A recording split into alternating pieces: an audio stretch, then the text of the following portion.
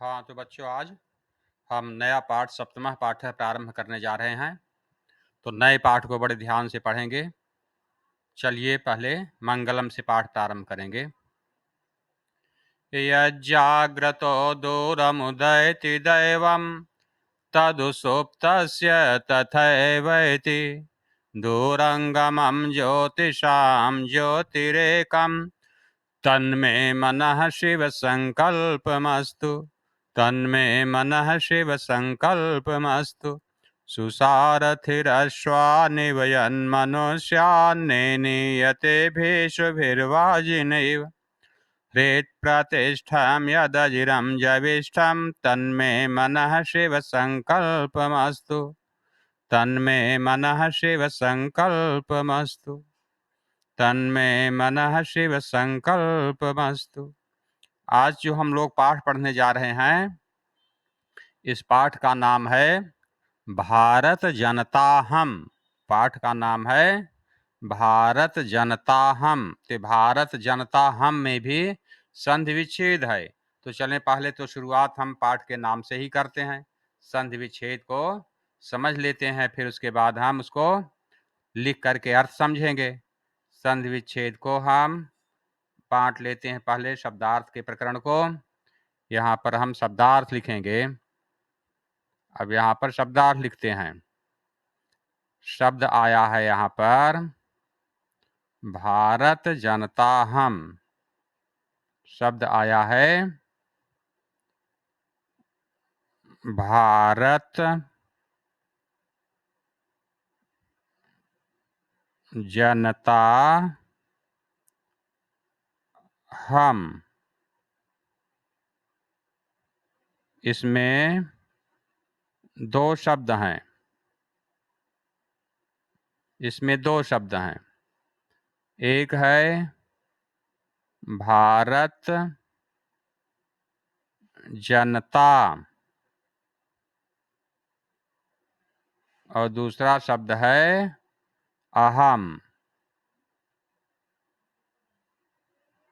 अहम मतलब मैं, भारत जनता मतलब भारत की जनता। भारत जनता हम का मतलब है मैं भारत की जनता हूँ। भारत जनता हम, अहम भारत जनता, मैं भारत की जनता हूँ। भारत की जनता कैसी है, क्या है उसके अंदर विशेषता, इस पाठ में बड़े अच्छे ही ढंग से कवि ने बताया है। पहले कोष्ठक में कवि और कविता का परिचय दिया गया, इसके बाद कविता प्रारंभ की गई। ध्यान से देखेंगे यहाँ पर क्या लिख करके समझाया गया है। प्रस्तुत कविता आधुनिक कवि कुल शिरोमणि। कवि कुल शिरोमणि मतलब बहुत प्रसिद्ध कवि डॉक्टर रमाकांत शुक्ल नाम है कवि का, द्वारा रचित काव्य भारत जनता हम से साभार उद्धृत है। मतलब एक उन्होंने ग्रंथ लिखा, पुस्तक लिखा, उसका नाम है भारत जनता हम। उसी पुस्तक से ये कुछ पद्य ले लिए गए हैं। उस पुस्तक में बहुत सारे पद्य हैं, लेकिन वहां से केवल 7 पद्य यहाँ पर आपके पढ़ने के लिए इस पाठ में रखा गया है। इस कविता में कवि भारतीय जनता के सरोकारों, मतलब क्या क्या से सरोकार रखते हैं, क्या मतलब है, विविध कौशल, कौशल मतलब कुशलता, दक्षता, और विविध रुचि, क्या क्या रुचियां हैं, क्या क्या उनकी मन से कार्य करने की इच्छाएं होती हैं, इनका आदि का उल्लेख करते हुए बताते हैं कि भारतीय जनता की क्या क्या विशेषताएं हैं, भारतीय जनता क्या क्या विशेष गुणों को रखती है, किस कारण से हमारे देश की जनता पूरे विश्व में प्रसिद्ध है, यह है इसका। तो सबसे पहले तो मैंने आपको बताया है जो कविताएं होती हैं या पद्य होते हैं या जो गीत होते हैं उनका या श्लोक होते हैं, उनका शुद्ध उच्चारण हमसे आना चाहिए। जब तक हम शुद्ध रूप से उनको उच्चारित नहीं करेंगे तब तक हम अच्छे से उसका अर्थ भी नहीं समझ पाएंगे, शब्द को स्पष्ट भी नहीं कर पाएंगे, क्योंकि ये गेय पद्य हैं, ये गाए जा सकते हैं, स्वरबद्धता है, छंद है, लय है इसमें। इसलिए हमको अच्छे से जब गाना आने लगेगा, इनको स्वर सहित पढ़ने लगेंगे तो बहुत अच्छी कविता लगेगी। कभी कभी आप देखते होंगे किसी दूसरे लैंग्वेज की कविता या गीत आप सुनते हैं, उसका कुछ भी समझ में नहीं आ रहा है कि गीत में क्या कह रहे हैं, लेकिन उसमें लय या स्वर ऐसा होता है कि बिना सुने बिना समझे भी बहुत अच्छा लगता है।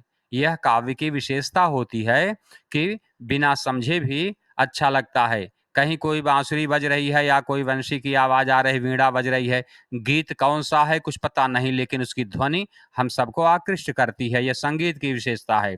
इस तरह से इसमें संगीत का तत्व होने के कारण कविता को हमें अच्छे से पढ़ना चाहिए। अब चलें एक एक पहले हम एक बार इस पद्य को, इस कविता को पढ़ लेते हैं अच्छे से, फिर उसके बाद फिर धीरे धीरे बताएंगे कैसे हम इसको पढ़ेंगे। आपको सिखाते हैं, आप अच्छे से देखेंगे। इसमें केवल ये खेल नहीं कि हाँ चलो चल रहा है, कुछ हो रहा है, हमें नहीं करना है। आपको भी इनको सीखना है, इसीलिए रखा गया है। अभिमान धना विनयोपेता शालीना भारत जनता हम। अभिमान धना विनयोपेता शालीना भारत जनता हम। कुलिशादपि कठिना कुसुमादपि सुकुमारा भारत जनता हम। कुलिशादपि कठिना कुसुमादपि सुकुमारा भारत जनता हम। निवसामि समस्ते संसारे मन्ये च कुटुम्बं वसुन्धराम्। निवसामि समस्ते संसारे मन्ये च कुटुम्बं वसुन्धराम्। प्रेयः श्रेयः च चिनोम्युभयम्। प्रेयः श्रेयः च चिनोम्युभयम्। सुविवेका भारत जनता हम। कुलिशादपि कठिना कुसुमादपि सुकुमारा भारत जनता हम। विज्ञान धना हम ज्ञान धना। विज्ञान धना हम ज्ञान धना। साहित्य कला संगीत परा। साहित्य कला संगीत परा। अध्यात्म सुधा तटिनी स्नानैः परिपूता भारत जनता हम। अध्यात्म सुधा तटिनी स्नानैः परिपूता भारत जनता हम। कुलिशादपि कठिना कुसुमादपि सुकुमारा भारत जनता हम। मम गीतैर्मुग्धं समं जगत्। मम नृत्यैर्मुग्धं समं जगत्। मम गीतैर्मुग्धं समं जगत्। मम नृत्यैर्मुग्धं समं जगत्। मम काव्यैर्मुग्धं समं जगत्। रसभरिता भारत जनता हम। मम काव्यैर्मुग्धं समं जगत्। रसभरिता भारत जनता हम। कुसुमादपि कठिना कुलिशादपि कठिना कुसुमादपि सुकुमारा भारत जनता हम। उत्सव प्रिया हम श्रम प्रिया। पदयात्रा देशाटन प्रिया। उत्सव प्रिया हम श्रम प्रिया। पदयात्रा देशाटन प्रिया। लोक क्रीडा सक्ता वर्धे लोकक्रीडासक्ता वर्धे तिथि देवा भारत जनताहम् लोकक्रीडासक्ता वर्धे तिथि देवा भारत जनताहम् कुलिशादपि कठिना कुसुमादपि सुकुमारा भारत जनताहम् मैत्री में सहजा प्रकृतिरस्ति नो दुर्बलताया पर्यायः मैत्री में सहजा प्रकृतिरस्ति नो दुर्बलतायाः पर्यायः मित्रस्य चक्षुषा संसारम् पश्यन्ति भारत जनताहम् मित्रस्य चक्षुषा संसारम् पश्यन्ति भारत जनताहम् कुलिशादपि कठिना कुसुमादपि सुकुमारा भारत जनताहम् विश्वस्मिन् जगति गताहमस्मि विश्वस्मिन् जगति सदा दृश्ये विश्वस्मिन् जगति गताहमस्ति विश्वस्मिन् जगति सदा दृश्ये विश्वस्मिन् जगति करोमि कर्म कर्मण्या भारत जनताहम् विश्वस्मिन् जगति करोमि कर्म कर्मण्या भारत जनताहम् कुलिशादपि कठिना कुसुमादपि सुकुमारा भारत जनताहम् सुकुमारा भारत जनताहम्। तो इस तरह से हमें अच्छे से पाठ इसका करना है जिससे कि अच्छे से कविता बनने लगे। अगर हम कविताएं सस्वर अच्छे से पाठ कर लेते हैं तो आप समझिए, मैं कई बार बताया हूं कि इस पाठ का आधा कार्य आपने कर लिया। आधा कार्य रहता है कविता को अच्छे से उच्चारण करना और उनको अच्छे से पढ़ना, और आधा कार्य रहता है उसके भावार्थ को समझ करके अभ्यास करना। तो ये आधा कार्य हमारा तभी पूरा हो जाता है जब हम अच्छे से पढ़ लेते हैं और कार्य कर लेते हैं। तो आपको मैंने कहा है कि पाठ के अंत में देखें बहुत सारे शब्दार्थ लिखे रहते हैं। इन शब्दार्थों को पहले हम नोट कर लेते हैं, इन सभी शब्दार्थों को हम लिख लेते हैं। उसके बाद हम जो नए शब्द हैं इनके अलावा जिसको कि हम नहीं लिख पाते हैं, उन नए शब्दों को हम अपनी तरफ से लिखते जाएंगे।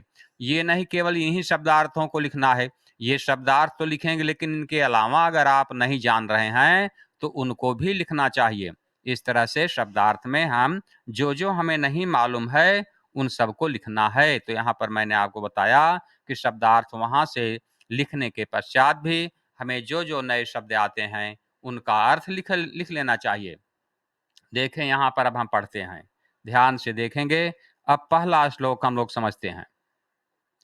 अभिमान धना विनयोपेता शालीना भारत जनता। अहम मतलब मैं भारत की जनता, मैं भारत की जनता हूँ। अहम भारत जनता अस्मि। कैसी भारत की जनता हूँ? मैं भारत की जनता, ये विशेषताएं हैं, विशेषण है सब। जनता स्त्रीलिंग शब्द है इसलिए, और जनता मतलब लोगों के समूह को जनता कहते हैं। एक वचन में प्रयोग होता है वह लोगों का समूह, उसको कहते हैं जनता। अभिमान धना, अभिमान ही धन है हमारा। अभिमान को हम अपना धन समझती हैं। अभिमान को धन समझते हैं मतलब हम अपने जो कर्तव्य हैं या हमारा जो स्थान है, हमारा जो महत्व है, अगर उस महत्व को कोई खत्म कर देना चाहे तो हम नहीं रह सकते। इसलिए हमें अपने देश का अभिमान है, हमें अपनी मातृभूमि का अभिमान है, हमें अपनी संस्कृति का अभिमान है। तो ये जो अच्छी बातें हैं, इनका अभिमान है हमको। अभिमान ही हमारा धन है। मेरा धन क्या है? अभिमान। अभिमान को धन समझने वाली हूँ। और विनयोपेता, विनय धन उपेता, विनयोपेता।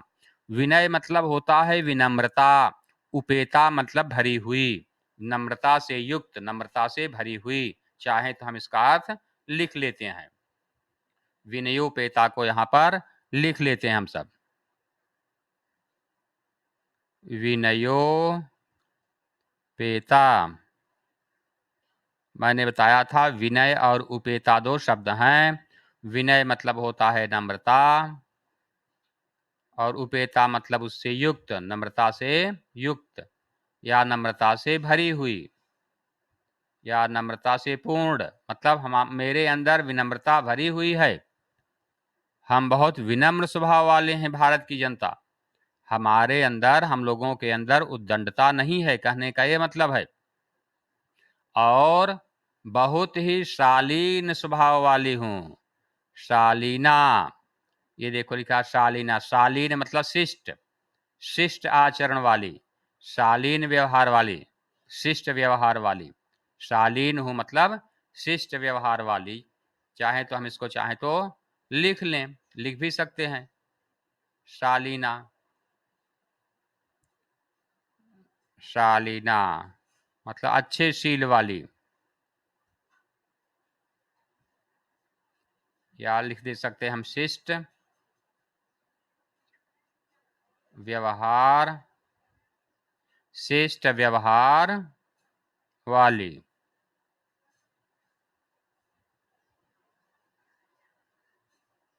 तो भारत की जनता ने अपनी 3 विशेषताएं बताई बच्चों। क्या क्या बताई? एक तो कहा कि देखो, मैं अभिमान को ही धन समझती हूँ, अभिमान को मिटा करके नहीं जीवित रहूंगी। विनम्रता के साथ हूँ मैं, मेरा बड़ा विनम्र व्यवहार है, और बहुत शालीन हूँ, बहुत शिष्ट व्यवहार वाली हूँ। ऐसी मैं भारत की जनता हूँ। और कहा कि समझें, समय के अनुसार मैं दोनों रूपों को बना लेती हूँ। क्या क्या? कुलिशादपि कठिना कुसुमादपि सुकुमारा भारत जनता हम। कुलिशादपि कहा बहुत कठोर से कठोर हूँ, और कोमल से कोमल हूँ, जरूरत के अनुसार मैं बदल जाती हूँ। कहा कि कुलिशादपि, कुलिशादपि,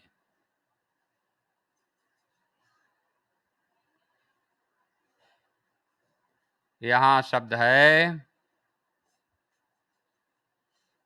कुलिशात,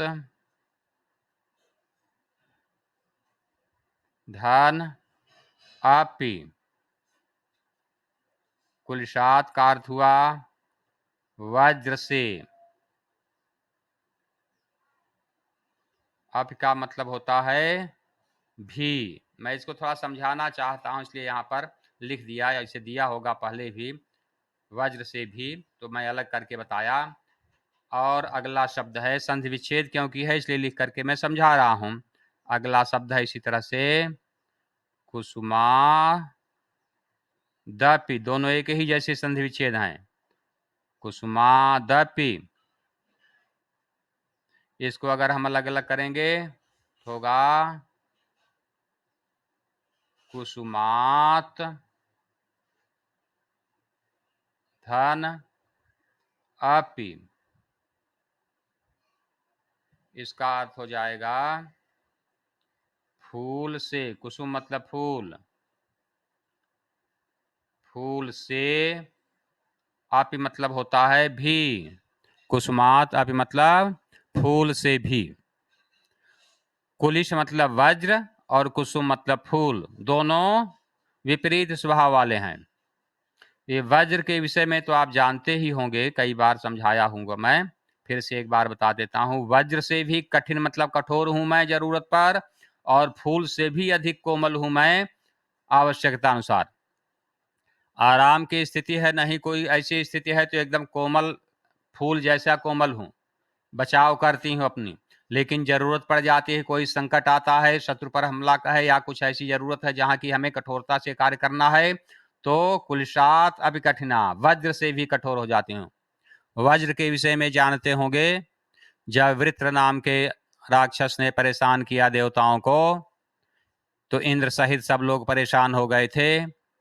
उन्हें उपाय मिला कि वे दधीच की हड्डी से वज्र बनाएं, उसी से ही उसका विनाश हो सकता है।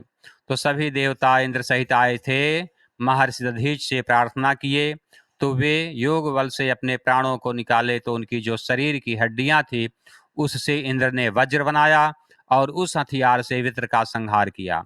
तो कहा जाता है वह जो वज्र नाम का हथियार है, अगर इंद्र किसी के ऊपर चला देते हैं तो वह बच नहीं सकता, इतना कठोर होता है कि वह संहार कर देगा। इसलिए अब जो बहुत अधिक कठोर होता है उसकी तुलना वज्र से की जाने लगी।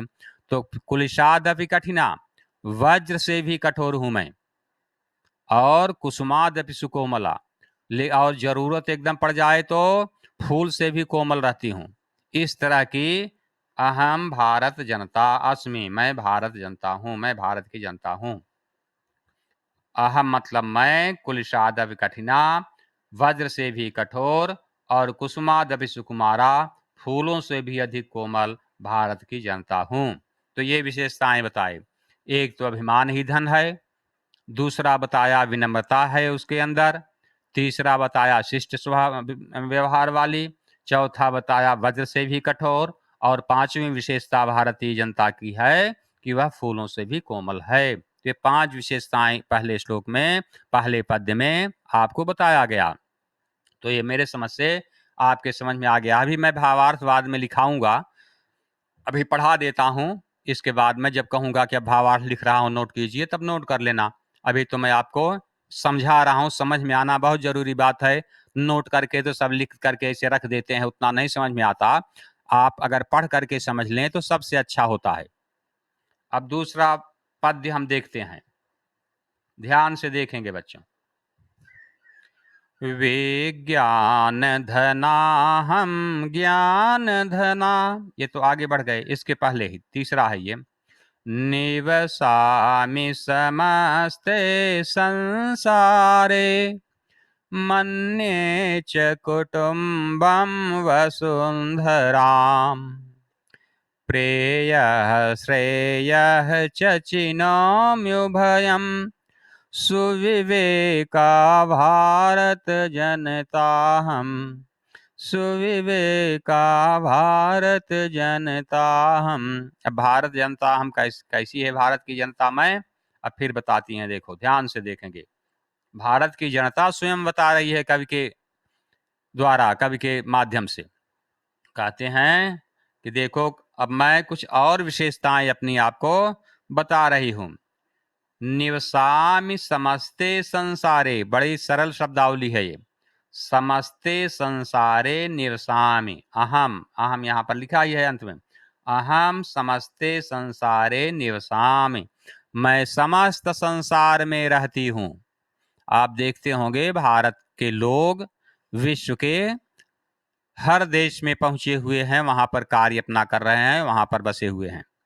इस दृष्टि से कह रहे हैं कि हम बहुत विस्तृत ढंग से हैं, फैले हुए हैं। पूरा ग्लोबल जो है एकता, उस पर, पूरे वैश्विक एकता पर मेरा विश्वास है। तो समस्ते संसारे निवसामि, मैं तो समस्त संसार में निवास करती हूँ, और मन्ये च कुटुम्बम वसुंधराम, वसुंधराम, वसुंधरा को, वसुंधराम मतलब पृथ्वी को, वसुंधराम, वसुंधराम का अर्थ होता है पृथ्वी को। लिख लेते हैं इसको, मन्येहम कुटुम्बम वसुंधराम, देखो यहाँ पर लाइन खींच देते, नहीं तो टेढ़ी लाइन हो जाती है। वसुंधराम लिखते हैं हम इसको अब, वसुंधराम। चलो दूसरे पेन से लिखेंगे, वसुंधराम, वसुंधरा का वसुंधराम द्वितीय विभक्ति का रूप हुआ, जैसा बालिका का बालिकाम, तो द्वितीय विभक्ति का चिन्ह को है।